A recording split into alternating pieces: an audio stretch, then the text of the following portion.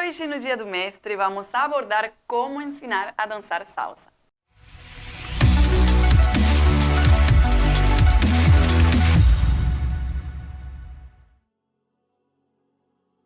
Fala galera, bom dia, boa tarde, boa noite. Hoje é o Thiago Oliveira. Jessi Figueiredo. Estamos aqui para mais um Dia do Mestre e hoje nós ensinaremos como ensinar a dançar salsa. Nossa forma de enxergar isso, claro.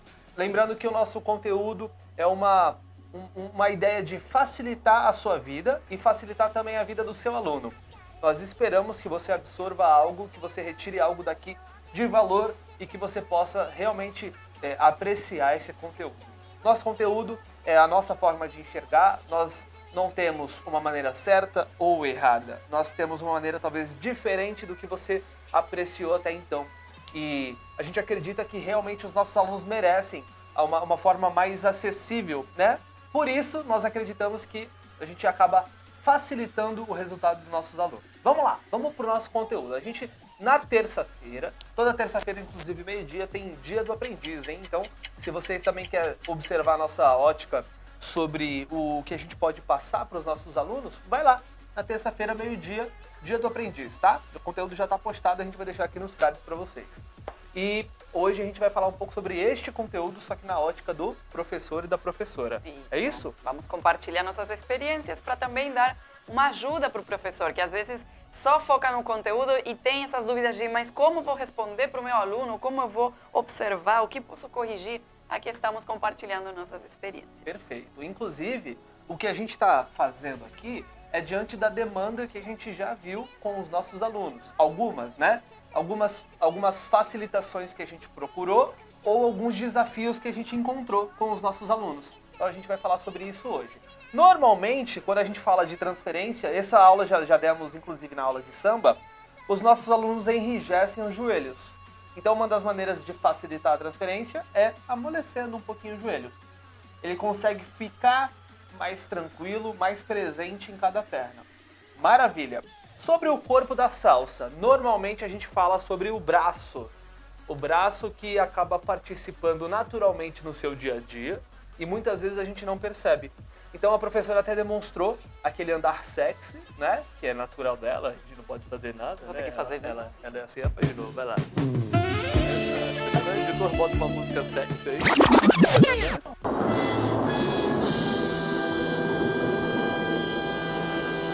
E isso significa que ela anda com o braço direito e a perna esquerda. A gente chama isso de relacionamento em X, né? Que é quando você cruza um lado de cima com o lado de baixo. E isso serve para quando a gente dança, e é isso que a gente ensina normalmente para os nossos alunos. Então qual é a maneira fácil de você ensinar isso, professor e professora? É você deixando isso orgânico. Fala para ele andar no lugar. Fala para o seu aluno, ó, andar. E aí o que você começa a fazer? Você deixa o braço aqui, ó, com mais ênfase aqui no meio.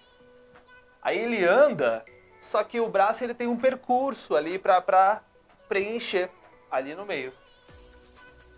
E aí se você começar a deixar isso redondo, isso vai ficar cada vez mais dançado. A gente está falando de uma forma sucinta, objetiva. Se você tiver alguma dúvida sobre esse assunto, comenta aqui embaixo que a gente vai estar lendo os comentários, tá bom? Seguindo, quando a gente faz a base em contratempo, inclusive se você quiser saber estrutura rítmica, tá aqui nos cards para você acompanhar o que é estrutura rítmica. A gente normalmente quando faz em contratempo, a gente também movimenta os braços de acordo. Então os pés marcam em contratempo e os braços marcam em contratempo. Tarararará, tarararará. Vamos fazer para essa câmera aqui, professora? Então, ó, contratempo nos braços também. Tarararará, tarararará, tarararará, tarararará. Isso envolvendo as bases que a gente já trabalhou na terça-feira, no Dia do Aprendiz. Isso aí. E nesse balanço dos braços também é interessante trazer esse conceito de conectar o tronco, de não deixar o braço trabalhar sozinho, porque aí acaba ficando um pouco artificial, né? Então pode conectar com o centro do seu corpo, que a gente chama de escápulas também, ativação das escápulas, ombros. Claro que Isso você vai fazer tanto quanto você quiser ou precisar no momento. Pode ser mais intenso ou mais tranquilo. Mas perceba, vamos fazer o abre e fecha, o lateral. Por exemplo, vamos fazer 1, 2, 3.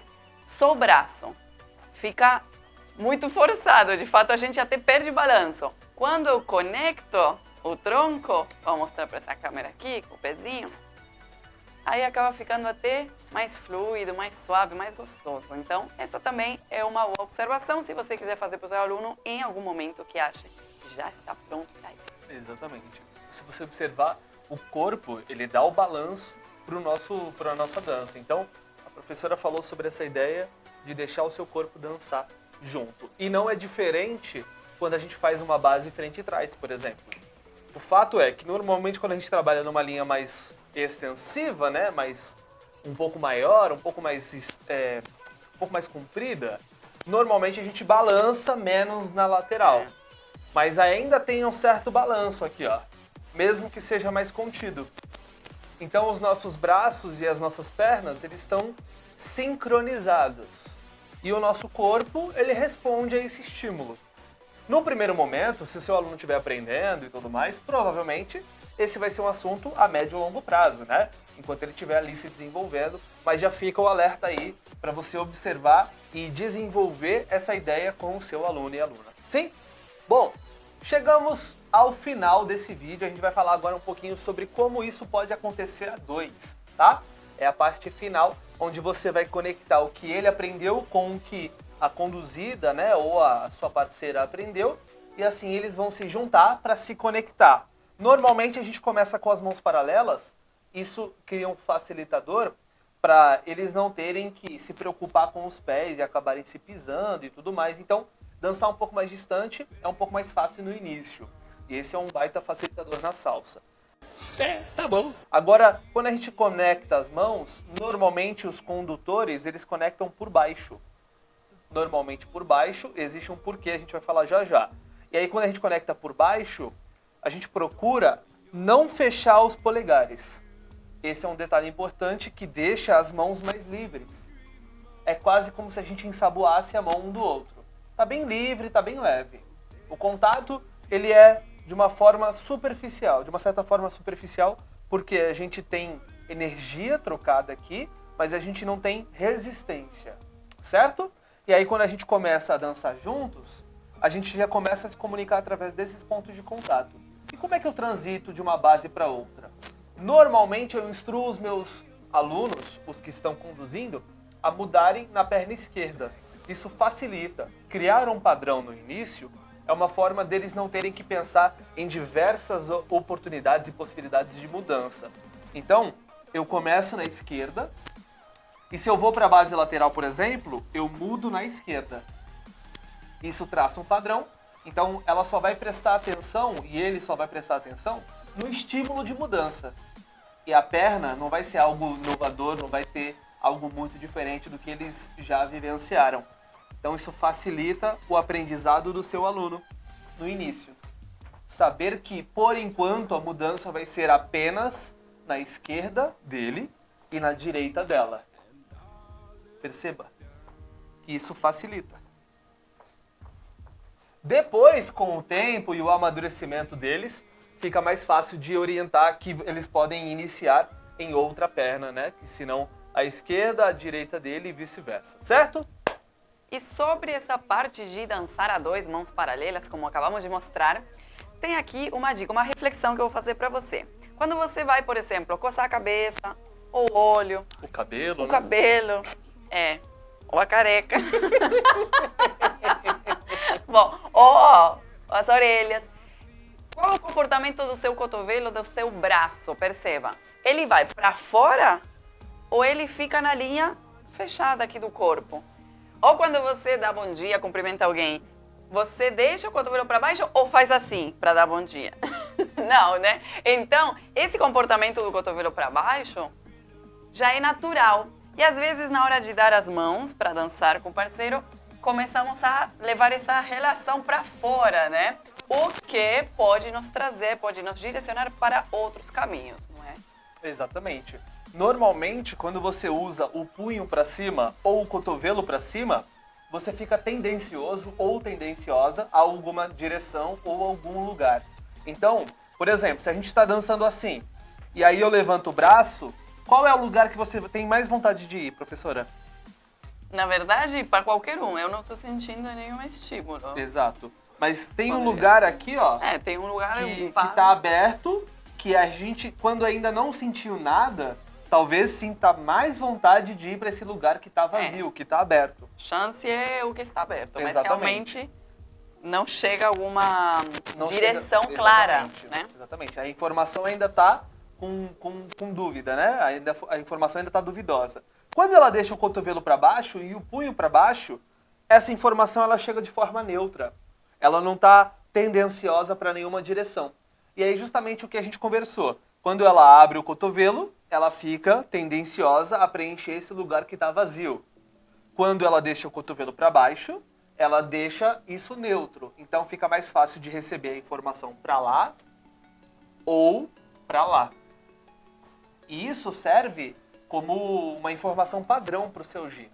Em breve a gente vai trazer um conteúdo só sobre giro na dança. Isso vai servir para só salsa, zouk, samba e tudo mais. E aí, isso vai te agregar nesse conteúdo de hoje. Mas hoje, de forma superficial, a gente está te dando esse feedback, tá? A professora falou sobre o cotovelo e o punho, e isso agrega muito na sua dança, no seu giro. Não só na hora de girar, mas também na hora de dançar. Se o seu punho e o seu cotovelo fica para cima, isso interfere, inclusive, na sua postura, né? Na sua estética. Então, isso vai agregar valor não só nas informações, mas também no individual. E aí, quando eu falo de informação, eu estou falando de giro. Percebe, ó, como o cotovelo e o punho dela tá presente com ela. E é muito daquilo que a gente conversou. Se, ó, você vai coçar o cabelo, ou no caso, fazer uma carícia, o cotovelo ele fica embaixo, percebe? Olha só. Sim? E assim, ó, flick. As informações, elas são muito mais assertivas quando você deixa isso neutro. Tá bom? Isso não é uma regra, e sim uma forma de facilitar tanto o individual quanto o A2. Vamos fazer isso na música. Bora lá. 1, 2, 3, maracas. 1, 2, 3, 5, 6, 7. 1, 2, 3, 5, 6, 7. 1, 2, 3, bongo. Hora. 5, 6, 7. 5, 6, 7. 5, 6, 7. Guitarra 3. Hora. 1, 2, 3. 1, 2, 3. 1, 2, 3. 1, 2, 3. Clave. Hora. 2, 3. 2, 3. 2, 3. 2, 3. Vaso. 5, 6. 2, 3. 5, 6, 7. 2, 3. 5, 6, 7. 2, 3. 5, 6, 7. 1, 2, 3, 4, 5, 6, 7. Conga. 1, 2, 3. 1, 2, 3. Muito bem, com isso nós finalizamos o conteúdo de hoje. Hoje é o seu dia, o mestre, né? Você que ensina, você que compartilha informação. A nossa intenção de hoje foi ensinar você como facilitar o resultado do seu aluno e da sua aluna. E com isso, esse conteúdo se encontra, se conecta com o Dia do Aprendiz. Então, se você quiser conferir esse conteúdo e facilitar, inclusive, nas informações que a gente está conectando, tenho certeza que isso vai te ajudar e ajudar seu aluno também. Se você é aluno aqui nesse dia presente, você também provavelmente está usufruindo de algum conteúdo, de alguma ideia. Então, eu espero que você esteja feliz com o conteúdo. Isso aí. Se você curtiu, então, deixa seu like e se inscreva no canal para estar por dentro das novidades, notificações ativadas. Toda semana trazemos conteúdos. Terça-feira, quinta-feira, para o aluno, para o professor, meio-dia e muitas coisas mais aqui no canal da Casa da É Dança. isso aí, galera. A gente se vê no próximo episódio do Dia do Aprendiz, do Dia do Mestre. Um beijo, um abraço e até mais.